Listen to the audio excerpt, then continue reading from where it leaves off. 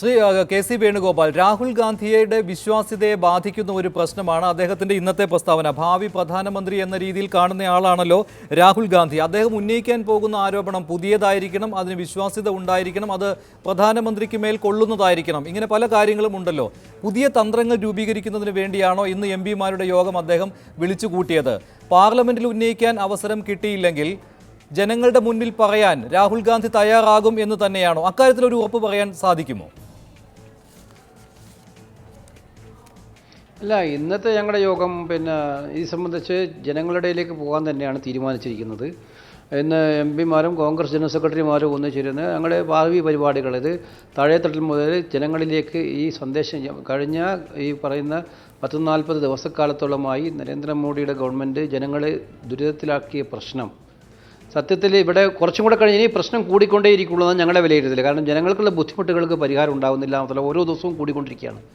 ആ കൂടിക്കൊണ്ടിരിക്കുന്നതനുസരിച്ച് ജനങ്ങളെ വികാരം പ്രതിഫലിക്കപ്പെട്ടുകൊണ്ടുള്ള ശക്തമായ പ്രക്ഷോഭ പരിപാടികൾ ആരംഭിക്കുക, അതിന് സ്റ്റേറ്റ് തലത്തിലും ജില്ലാ തലത്തിലും താഴെ തലങ്ങളിലേക്കും ഇത് പോവുക എന്നുള്ളതിന് എല്ലാ നേതാക്കന്മാരും താഴെ ഇറങ്ങാൻ അതിനുള്ളൊരു ഇൻട്രാക്ഷൻ മീറ്റിംഗ് ആയിരുന്നു ഇന്ന് നടന്നത്. അതല്ലാതെ മറ്റു കാര്യങ്ങളല്ല, അതുമായി ബന്ധപ്പെട്ട മീറ്റിംഗ് തന്നെയായിരുന്നു. ഇവിടെ ശ്രീ പത്മകുമാർ ഇപ്പം അവറ്റോട് പറഞ്ഞുകൊണ്ടിരിക്കുന്ന കാര്യം ഗവൺമെൻറ് തന്നെയാണ് ആദ്യം പറഞ്ഞത് സർജിക്കൽ സ്ട്രൈക്കാണ്.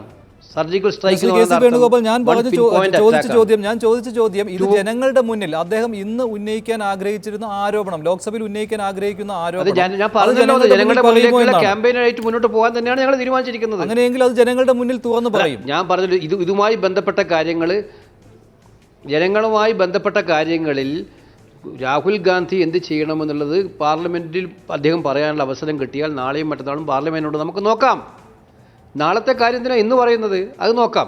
അത് കഴിഞ്ഞ് പാർട്ടി തീരുമാനിച്ചിട്ടുണ്ട് ഇത്തരം കാര്യങ്ങൾ. പാർട്ടിയുടെ ക്യാമ്പയിൻ എങ്ങനെ കൊണ്ടുപോകണം, ഏതെല്ലാം കാര്യങ്ങൾ അതിനകത്ത് വരണം, കറപ്ഷൻ ഇഷ്യൂ എന്തെല്ലാം രീതിയിൽ മുന്നോട്ട് കൊണ്ടുപോകണം എന്നൊക്കെ പാർട്ടിക്ക് കൃത്യമായ അജണ്ടയുണ്ട്.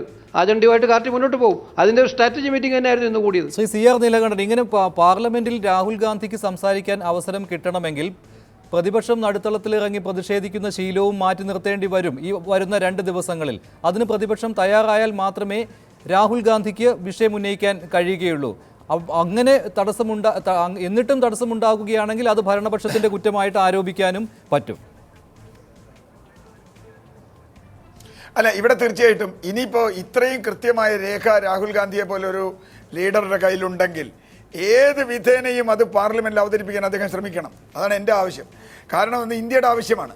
പ്രധാനമന്ത്രി നരേന്ദ്രമോദി ഈ രാജ്യത്തെ ജനങ്ങളെ വഞ്ചിച്ചിരിക്കുന്നു എന്ന് ഉറച്ചു വിശ്വസിക്കുന്ന ഒരാളാണ് ഞാൻ. അതുകൊണ്ട് തന്നെ ഇക്കാര്യത്തിൽ കൃത്യമായും തെളിവ് വെച്ച് പ്രധാനമന്ത്രിയുടെ ഇൻറ്റൻഷൻ എന്തിനു വേണ്ടി ചെയ്തു എന്നുള്ളത് തെളിയിക്കാൻ പ്രതിപക്ഷത്തിന് ബാധ്യതയുണ്ട്. അദ്ദേഹത്തിൻ്റെ കയ്യിലുണ്ടെങ്കിൽ അത് തെളിയണം. അതിനെന്ത് വിട്ടുവീഴ്ച കോൺഗ്രസ് ചെയ്താലും തെറ്റില്ല എന്നാണ് ഞാൻ വിചാരിക്കണേ. കാരണം ഇപ്പം നാളെ മാപ്പ് പറഞ്ഞിട്ടായാലും ഇതങ്ങ് പറഞ്ഞിട്ട്, കാരണം മാപ്പ് പറഞ്ഞാൽ ആരോട്, BJPയോട് മാപ്പ് പറഞ്ഞാൽ എന്താ കുഴപ്പം? BJP ഇത്രയും ചതി ചെയ്ത ജനങ്ങളോട് ജനങ്ങൾക്ക് ഒരു അനുഭവം ഉണ്ടാവില്ല. പക്ഷേ അതില്ല എങ്കിൽ ഈ പറഞ്ഞതുപോലെ മാച്ച് ഫിക്സിംഗ് ആണ് എന്നാരെങ്കിലും പറഞ്ഞാൽ കോൺഗ്രസിന് ഒഴിഞ്ഞു മാറാൻ പറ്റില്ല. അവിടെയാണ് ഞാൻ പറഞ്ഞത്, ഡ്രോക്ക് വന്നാൽ അതിൻ്റെ ഗുണം BJPക്കായിരിക്കും, കോൺഗ്രസിനായിരിക്കില്ല. കാരണം BJPക്ക് കുഴപ്പമില്ല, BJPക്ക് ഇതിങ്ങനെ അങ്ങ് പോയാൽ മതി, അവർക്ക് ഈ പാർലമെൻറ്റ് അങ്ങ് കടന്നു കിട്ടിയാൽ മതി. പക്ഷേ കോൺഗ്രസിനോ പ്രതിപക്ഷത്തിനോ അത് പോരാ. കാരണം ജനങ്ങൾ ദുരിതത്തിലാണ്. കെ സി പറഞ്ഞതുപോലെ ഇനി വരും വർഷങ്ങളിൽ ജനങ്ങൾ ദുരിതത്തിലാണ്. കൃഷി, വ്യവസായം, വാണിജ്യം എല്ലാം തകർന്നിരിക്കുന്നു. ആ തകർച്ച അത് ജനങ്ങളുടെ ഭാഗത്തുനിന്ന് വരും. കേവലം അത് മാത്രം പറഞ്ഞാൽ പോരാ, ഇൻറ്റൻഷൻ എന്താണെന്ന് പ്രൂവ് ചെയ്യണം. ഇൻറ്റൻഷൻ ഇത്ര മോശപ്പെട്ട ഒരു അഴിമതിയാണ് ഇതിൻ്റെ ഇൻറ്റൻഷൻ, കോർപ്പറേറ്റ് താല്പര്യങ്ങളാണ് എന്ന് തെളിയിക്കുന്നത് വരെ പ്രതിപക്ഷത്തിൻ്റെ കടമ തീരില്ല. കാരണം അത് തെളിയിക്കുമ്പോൾ മാത്രമാണ് പ്രധാനമന്ത്രി 100% എക്സ്പോസ്ഡ് ആവുന്നത്. ശരി, ഞാൻ നടപടിയാണ് ശ്രീ സി ആർ നീലകണ്ഠൻ. നന്ദി Shri C R Neelakandan, Shri K C Venugopal, Shri JR Padmakumar, Shri KK Ragesh. ഇനി വക്രദൃഷ്ടി.